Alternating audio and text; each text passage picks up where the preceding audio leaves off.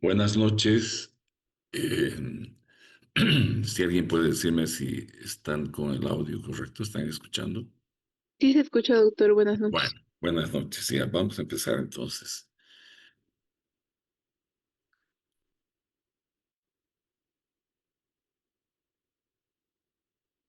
Bueno, ustedes ya tienen algún camino recorrido en la farmacología básica.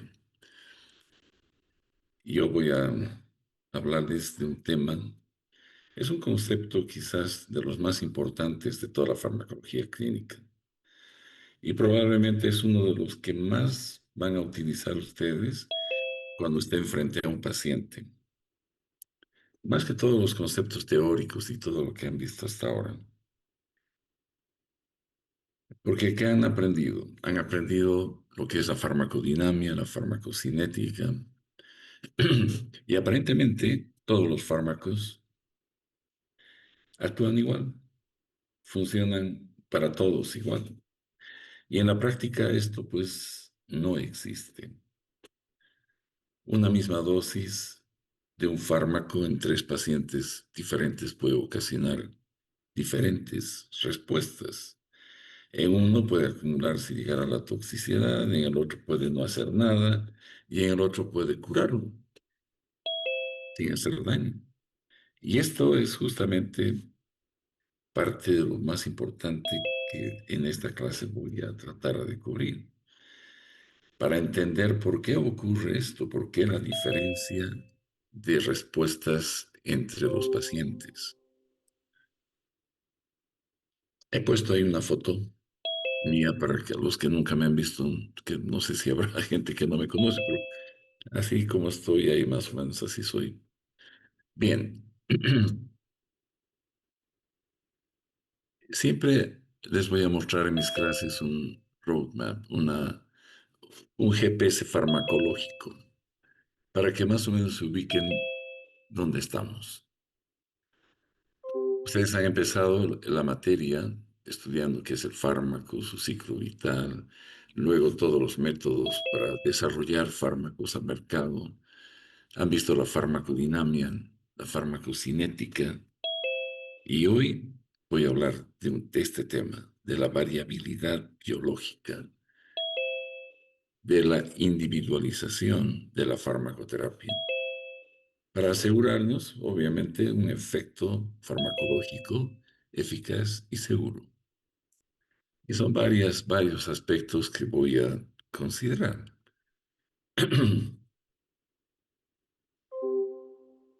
Cuando hablamos de individualización de la farmacoterapia, estamos rompiendo esa idea muy peligrosa de que existe una dosis estándar.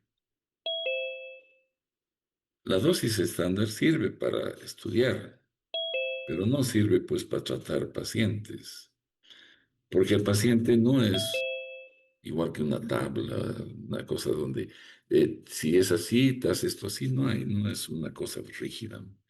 Es un sistema biológico complejo y obviamente muchos son los componentes que van a modificar la respuesta al fármaco. En las clases prácticas yo hago mucha eh, hincapié en este objetivo implícito de la farmacoterapia. Ustedes han hablado con el doctor Zavala seguramente cuando han hablado de la farmacoterapia. Han visto que existe el segundo paso de la farmacoterapia orientada al paciente es definir el objetivo terapéutico. Y hay un objetivo terapéutico orientado a la enfermedad, otro objetivo terapéutico orientado al paciente. Cuando usamos fármacos, existe un objetivo implícito, cuando especialmente vamos a usar la vía sistémica. Lo que pretendemos es concentrar el fármaco en el plasma de una manera estable, dentro de un margen terapéutico o ventana terapéutica, para que logremos un efecto deseado en el paciente. Este es probablemente uno de los conceptos más importantes que hay que tener en cuenta. Todo empieza desde que nosotros vamos a dar una dosis de un medicamento. Pero lo que realmente nos interesa no es cuántos miligramos, la dosis, sino la concentración que vamos a lograr de ese fármaco en ese organismo. Y esa concentración plasmática estable tiene muchas variables que la pueden modificar. Y entre la dosis y el efecto, pues hay todo un camino donde ocurren variaciones. Y ahí es donde pues aparecen los errores clínicos.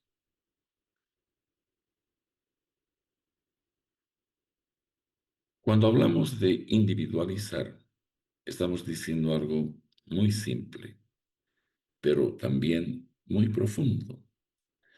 Cada paciente tiene sus características que modifican la respuesta al fármaco.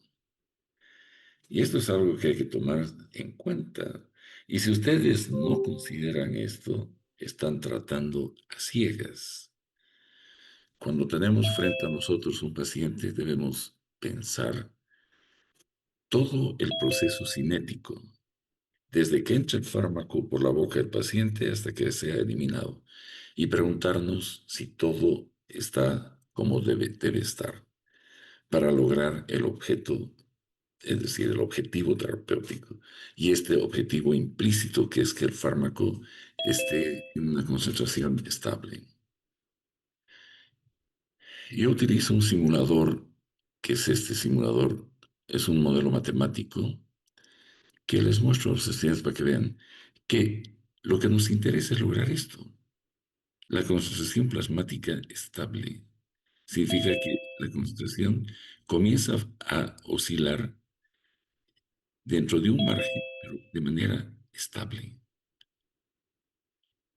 Va a llevar un tiempo, 4.5 vidas medias, seguramente esto han visto ya en farmacocinética. Y acá se produce ya la estabilidad de la concentración que nos va a asegurar el efecto farmacológico. El efecto farmacológico es la farmacodinamia. La farmacodinamia y la farmacocinética se relacionan con este factor cinético que es la concentración plasmática estable. Y obviamente hay todas estas variables que pueden afectar que esto ocurra. Y esto justamente es lo que vamos a hablar hoy. De esto es que voy a tratar de que ustedes entiendan para que no estén tratando a ciegas a sus pacientes. Hay un punto clave que muchos no entienden bien. Nosotros no tratamos a los pacientes con miligramos.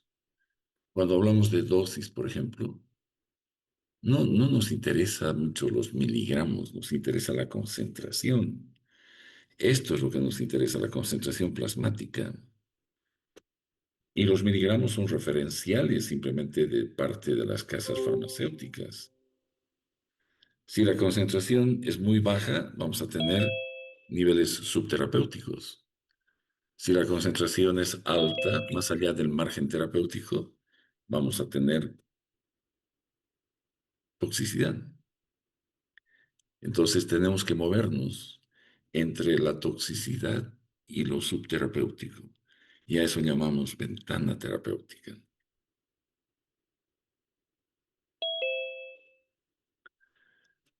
El arte de la farmacología, justamente de la farmacología clínica, es justamente el mantenernos dentro de ese rango intermedio, que lo llamamos margen terapéutico.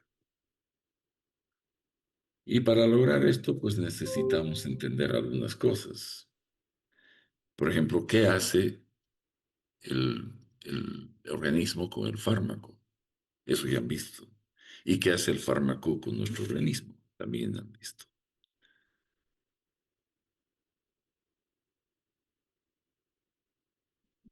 Que en cada slide va a haber cosas que ustedes van a tener que estudiar en el futuro, ¿no? Yo les voy a decir por qué he puesto cada slide. No voy a leer los slides. Este slide básicamente lo que me interesa es muy útil clínicamente, pues, y es importante porque aquí están todos los factores que ustedes deben pensar o revisar mentalmente cada vez que van a prescribir a un paciente. Y esto es fácil de mostrar con el simulador, como cuando el peso cambia, cuando la función hepático-renal está alterada, bla, bla. Todos estos son factores que van a afectar la concentración plasmática estable, que es lo más importante de la farmacocinética y de donde empieza la farmacodinámica. Todos ellos van a cambiar la respuesta. Si un paciente pesa 70 kilos y otro pesa 30, pues el tratamiento es totalmente diferente, ¿no? Los intervalos, la dosis. No se puede dar la misma receta a todos los pacientes, no funciona.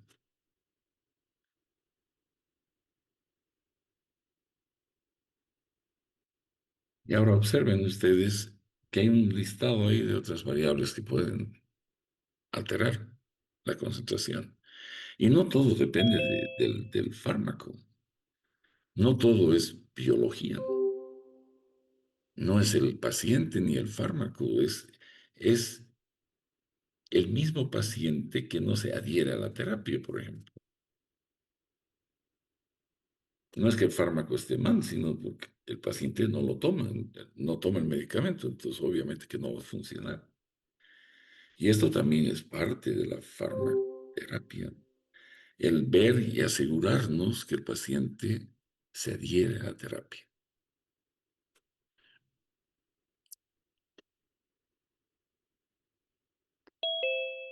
Las interacciones farmacológicas también son una de las causas muy frecuentes de problemas en la práctica. Y muchas veces no se ven hasta que el paciente se complica. Queremos entender lo que vemos, explicándonos con patologías, queriendo hacer otro diagnóstico que el que tiene.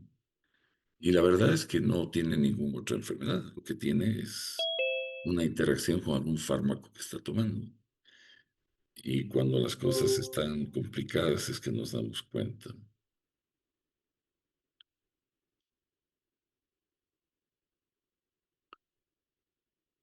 En este modelo, pues ustedes pueden ver cómo nos obliga a cambiar la forma de pensar. No solo hay un factor, son una combinación de todas una serie de factores que pueden afectar la concentración plasmática. El paciente con sus problemas, el fármaco con sus problemas, la enfermedad y sus problemas, el ambiente, el estilo de vida.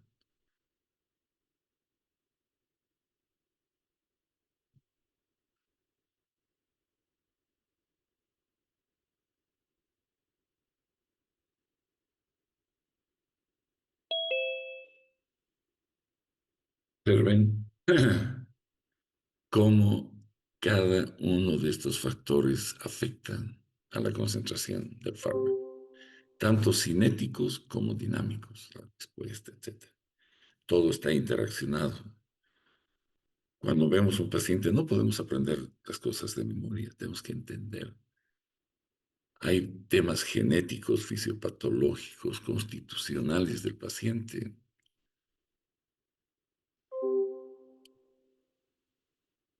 hasta ambientales, como dice el título de este slide.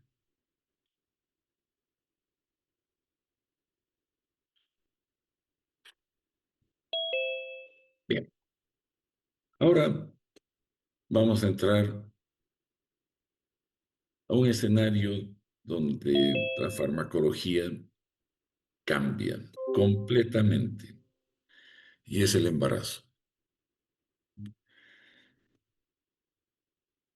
Las mujeres embarazadas también se enferman, las mujeres embarazadas también necesitan tratamientos farmacológicos, pero ellas trabajan embarazadas, esa fisiología cambia totalmente y puede cambiar todo el concepto que tenemos de farmacocinética, especialmente.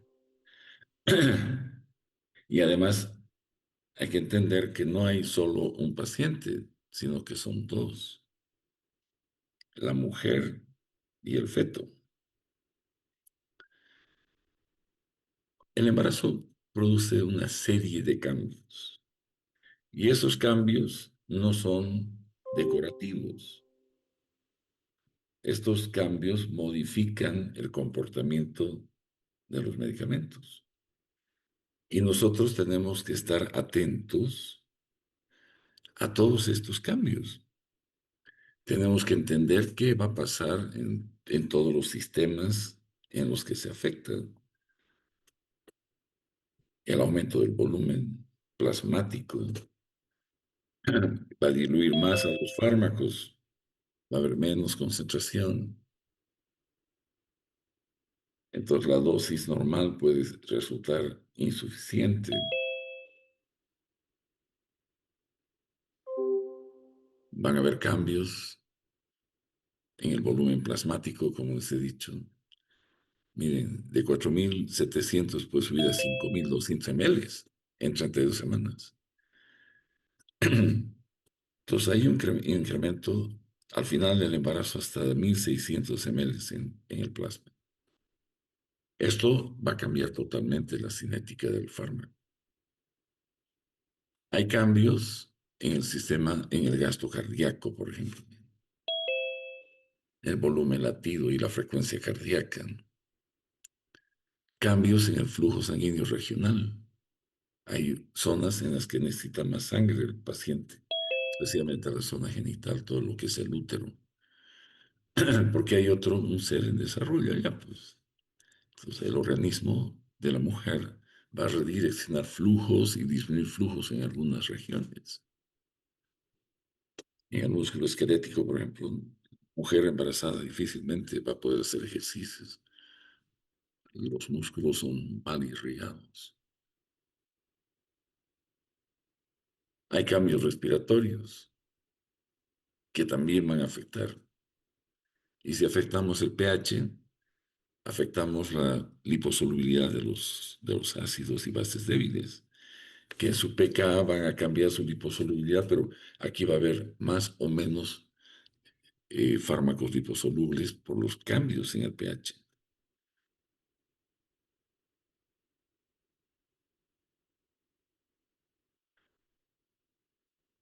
El mismo embarazo puede disminuir la concentración de los fármacos, al menos por dos mecanismos. Uno de ellos son las alteraciones en el plasma y otras los mecanismos de metabolismo y depuración. Ustedes van a ver algunos slides que vienen a continuación que tienen que ver hasta con, miren, las actividades enzimáticas en el hígado. Se van a ver afectadas por el embarazo. Y esto es lo que hace difícil, pues, a la farmacoterapia en el embarazo. No hay reglas. No hay reglas simples para que podamos seguir. Lo único que hay es que hay que tener criterio clínico. Hay que pensar qué estás haciendo. Porque si no piensas en que ahí hay dos seres y el principal, que es la madre, con cambios hemodinámicos, respiratorios, metabólicos, que van a afectar incluso el metabolismo de los fármacos, pues la cosa no iría muy bien. Ahí pueden ustedes observar cómo se altera el flujo renal, los cambios gastrointestinales.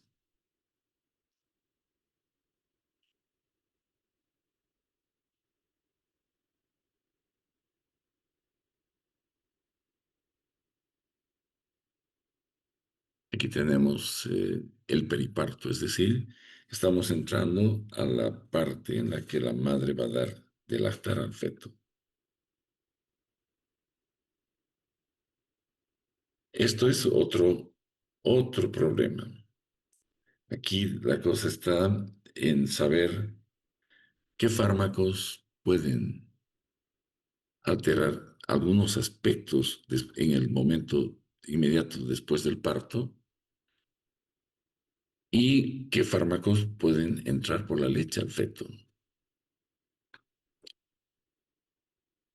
¿no? La lactancia y tantas, tantos fármacos que pasan la barrera y están presentes en la leche materna y van a producir problemas en el feto, obviamente.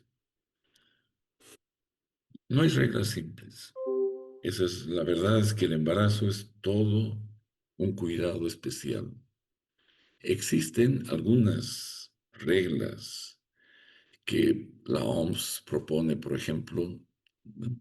que, que dice que hay una tabla que valora, te dice que si un fármaco puedes o no usarlo en el embarazo. Pero no podemos hacer experimentos con mujeres embarazadas. Lo único que hacemos es transpolación de datos de animales hacia el humano.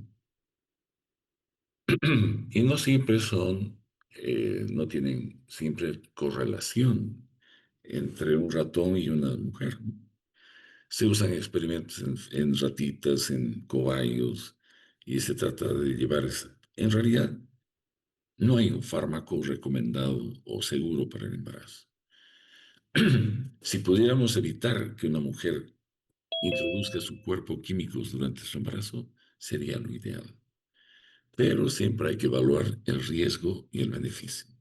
Si la mujer está en riesgo, su vida está en problemas, tenemos que ver qué medicamento podría tener la mejor relación de beneficio y riesgo para ambos, para el feto y para la madre. Y uno de los problemas serios del embarazo es esto, la teratogénesis, la capacidad de producir alteraciones en la organogénesis, ¿no? Todos los fármacos pueden afectar por igual. Todo depende en qué momento del embarazo es que se va a producir la ingesta del medicamento. Hay, hay fármacos que tienen especificidad, necesitan el momento de la exposición es clave. Durante la órgano, cuando se están formando los órganos, que es una fase llamada organogénesis, el riesgo es máximo. Ese es el periodo donde hay más daño. Y hay una tabla que ustedes la van a estudiar después cuando les deje. Miren estas malformaciones, ¿no? Hay una serie de malformaciones. Y, la, y en realidad todo el rango de embriotoxicidad depende del momento del embarazo en que se usa el fármaco y la especificidad y la concentración. El fármaco tiene que llegar al feto. Si no llega al feto, no hay teratogénesis. La mayor parte de los fármacos que han producido problemas son fármacos que atraviesan la barrera placentaria. Y hay un periodo de todo o nada, ¿no? O produce o no produce, entra o no entra. Y todo esto que está en rojo es organogénesis. Y está por semanas y los fármacos que entran en diferentes momentos, ¿a qué órganos afectan? La verdad es que no hay un momento del embarazo en el que no pueda haber daño. Si ustedes ven, la organogénesis afecta en todo momento. Y el daño puede ocurrir hasta antes del parto.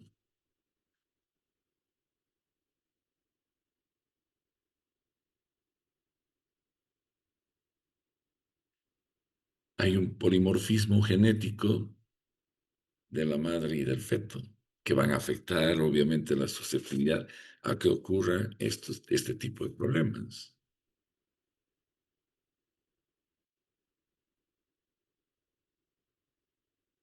El mecanismo por el que se produce la teratogénesis son todos teóricos. Nunca hemos podido mostrar porque no se puede usar estos fármacos en mujeres embarazadas y ver qué pasa. Está prohibido por la ética médica. La bioseguridad y todo lo demás, pues hay un comité ético de evaluación de todo experimento farmacológico, que en ningún momento van a permitir que una madre con su producto sean sujetos de investigación para ver si hay o no alteraciones teratogénicas. Todos están malentendidos, no se sabe por qué se producen estos daños. Hay teorías. La talidomida es uno de los fármacos, el primer fármaco que ha hecho estragos en el mundo. Ha salido allá en la Segunda Guerra Mundial, creo. Y se usaba para evitar el vómito en las mujeres gestantes, que ocurre generalmente en los 3 primeros meses, ¿no? La hiperemesis gravídica. Y se daba talidomida y los niños que nacían tenían pues daño en las extremidades. Nacían con sus extremidades cortas. Y se ha estudiado en animales qué pasa. Es un problema de oxidación del DNA. Esto se ha visto en animales, pero se entiende que algo así debe pasar en el humano también. Hay cosas que sugieren daños en el material genético, pero no hay una explicación muy, muy racional, digamos, para lo que está sucediendo ahí. Les decía hace un momento que en la leche materna, cuando estamos frente es decir, cuando tenemos o vemos una mujer que está lactando, entonces allá tenemos que tomar en cuenta que el bebé ya nació, pero el problema no terminó, no termina el problema ahí.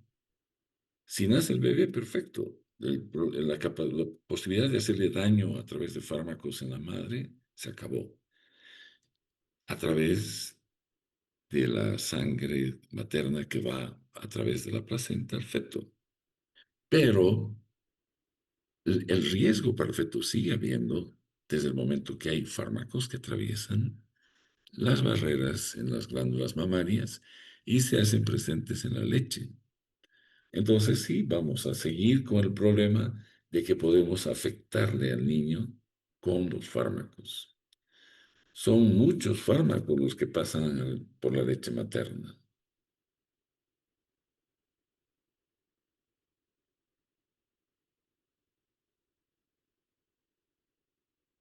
Vean, estos son los factores que afectan o están en relación de la concentración de la leche y el plasma.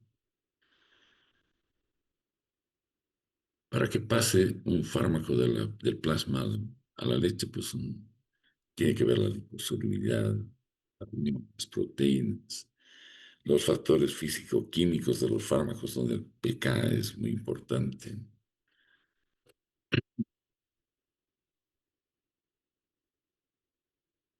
Estos son fármacos que están contraindicados, por ejemplo, durante la lactancia. No se pueden dar bajo ningún término. Muchas veces en mujeres con cáncer o lesiones inmunológicas, lo que se hace es suspender el embarazo, si es que están, porque el daño es inminente. Una mujer con cáncer no la podemos dejar con cáncer, tenemos que darle tratamiento antineoplásico, pero estamos con la seguridad que ese niño va a ser afectado, entonces prefiere terminar el embarazo y salvar la vida a la madre, si se puede. Porque si empezamos el tratamiento antineoplásico, madre e hijo van a tener un desenlace fatal.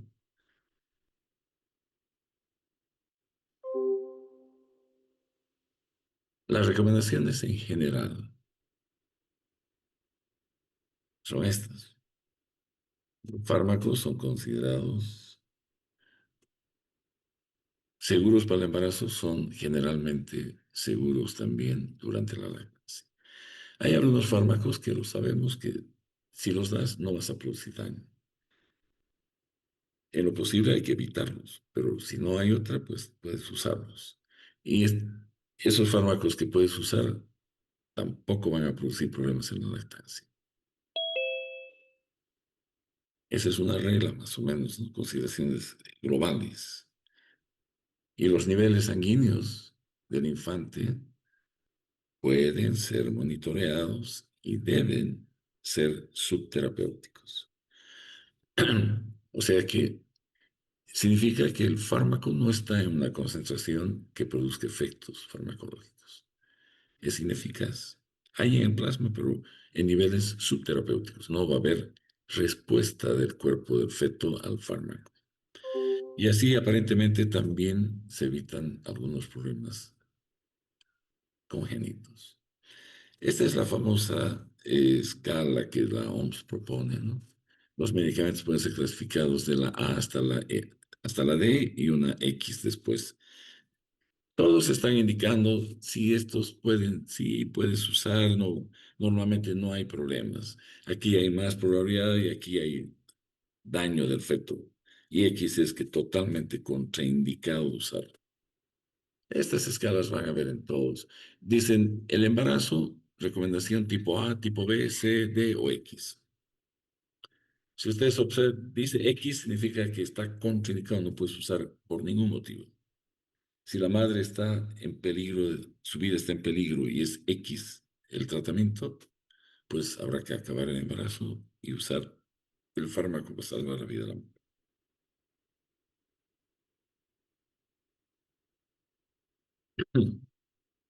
Bueno, este es otro, otro tema tan importante. Esto tiene que ver con, a ver, la idea que tenemos de los niños. Cuando en los albores de la farmacoterapia, que tampoco tiene más de un siglo, ¿no? A finales de 1800 comenzamos a usar sustancias de manera racional, digamos, o razonada. Pero a los niños los considerábamos como adultos pequeños y traspolábamos los tratamientos considerándolos adultos pequeños y matábamos pues niños a diestra y siniestra. Hasta que nace la ciencia esta de la farmacopediatría, donde ya el estudio de de sus funciones, de las variables cinéticas, desde la absorción, la distribución, metabolismo y excreción, se observa que son algunas inmaduras diferentes a las de un adulto. Entonces empieza el estudio y las recomendaciones por kilo peso se vuelven muy comunes. Estos niños son tratados en la actualidad con el máximo de seguridad posible de ofrecerles a la fecha. Los niños no son adultos pequeños, tienen otra farmacocinética. Y ustedes van a ver en estos slides cuando vayan estudiando para ir a sus prácticas o ir a la parte de exámenes, pues todo es diferente. Sus órganos inmaduros, la composición corporal, todo los hace seres diferentes a un adulto. La absorción, la distribución, el metabolismo, la eliminación, todas estas están afectadas. Y en la actualidad sabemos qué fármacos no podemos usar, qué fármacos los usamos y generalmente lo hacemos a través de dosis, kilo, peso. En el adulto ese tipo de dosificación es muy raro.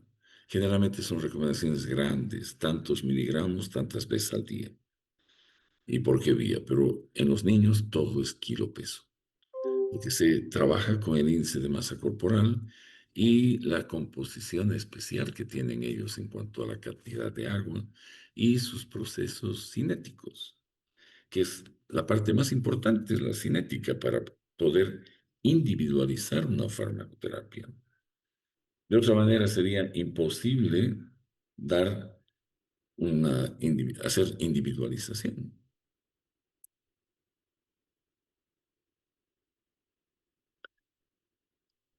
El hígado no funciona igual. Los riñones no eliminan igual. La distribución es totalmente distinta. Vean, ustedes cuando lean esto van a entender mejor lo que estoy diciéndoles. Tenemos que entender que un niño no es un adulto pequeño. La pediatría es una especialidad en la medicina, pues y ahí es donde se aprenden estas cosas. Los que atendemos adultos no estamos familiarizados con la dosis kilo-peso. En la materia que están estudiando ahora como introducción a la terapéutica, que es farmacología clínica, tampoco vamos a exigirles que sepan cómo se dosifica en un niño un medicamento. Vamos a usar las dosis estándar como un inductor del aprendizaje, pero tampoco es un concepto válido en la práctica médica, ¿no? Ya les he dicho. Bien, entonces, la farmacopediatría es pues otra partecita de la ciencia esta, donde la absorción está alterada. Hay una serie de cambios en el pH gástrico que cuando nacen tienen un pH, al año tienen otro. Miren, y van cambiando una serie de variables donde obviamente la biodisponibilidad va a cambiar. Hay fármacos que necesitan un pH ácido para volverse liposolubles y cuando el pH pues, gástrico no existe, no se absorben. O que el vaciamiento gástrico esté retrasado o sea irregular, la motilidad intestinal. Todo esto pues que hace que entendamos cómo se absorbe un fármaco, el tránsito gastrointestinal, la superficie de absorción. Son conceptos fundamentales, cosas que ustedes han aprendido seguramente con el doctor Calvin Montes a reconocer como partes importantes en el adulto y que se ven totalmente alteradas en el niño. Vean la distribución, por ejemplo. El gasto cardíaco es diferente, el flujo sanguíneo regional, el grado de disociación o asociación con proteínas, la composición corporal de agua, la grasa, totalmente diferente. Todo esto va a afectar la concentración plasmática estable.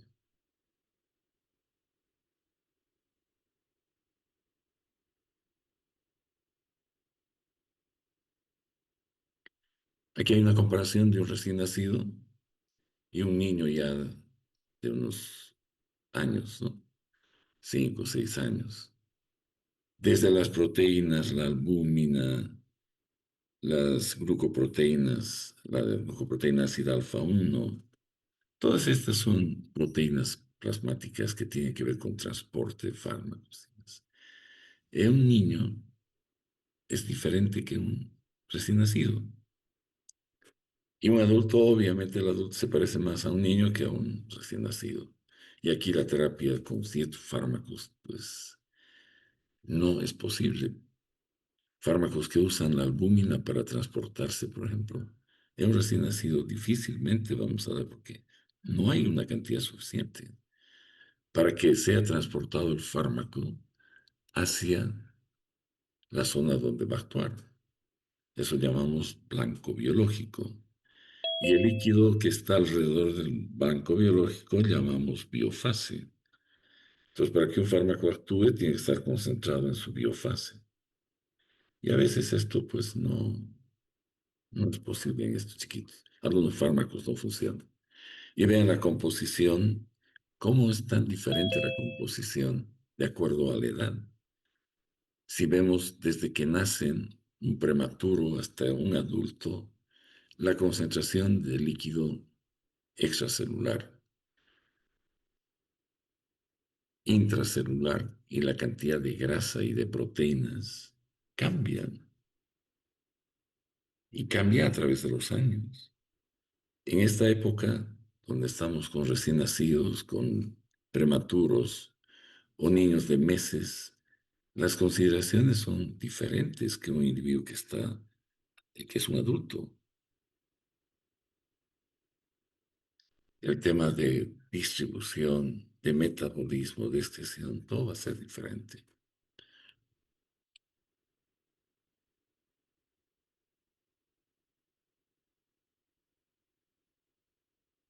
Bueno, y esto puede llevar pues a situaciones graves si no se entiende esto, ¿no? Uno de los ejemplos eh, más estudiados, digamos, en los años 50, 60, ha sido el síndrome del niño o el bebé gris, que se producía cuando se daba cloranfenicol al recién nacido y entraban en un shock. Se volvían de color gris y hacían una falla renal, hepática y se morían. Entonces, se extrapolaba las dosis del fármaco al niño y se daban dosis demasiado tóxicas. Entonces, obviamente, teníamos situaciones graves. Y hasta ahora se siguen situaciones graves cuando no entiendes que el niño no es como. Esto siempre va a ocurrir por no ajustar la dosis del fármaco. Es importantísimo tener en cuenta la fármaco, la individualización de la farmacoterapia.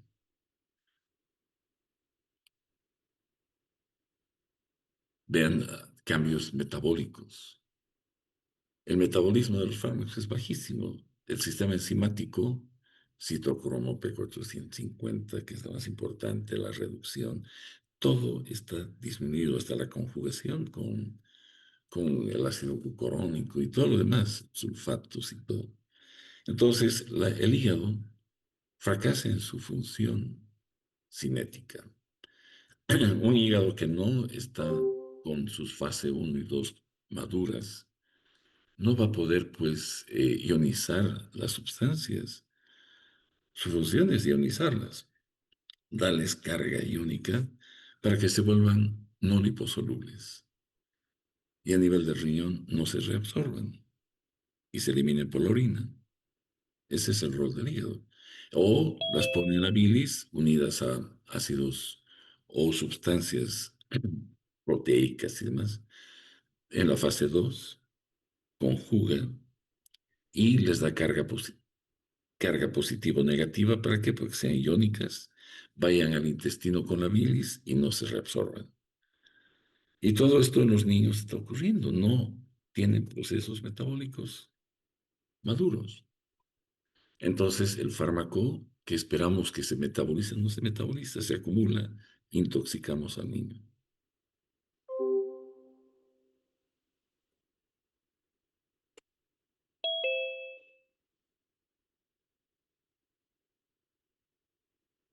La excreción renal, igual, limitada, riñones inmaduros, el flujo sanguíneo renal, la filtración glomerular, la función secretora tubular está alterada. Entonces hay que tomar en cuenta varios aspectos acá.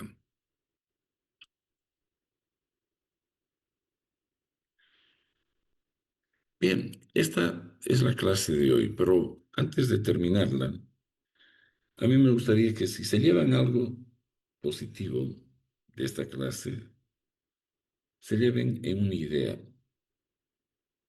La farmacología no es dar medicamentos, es entender al paciente.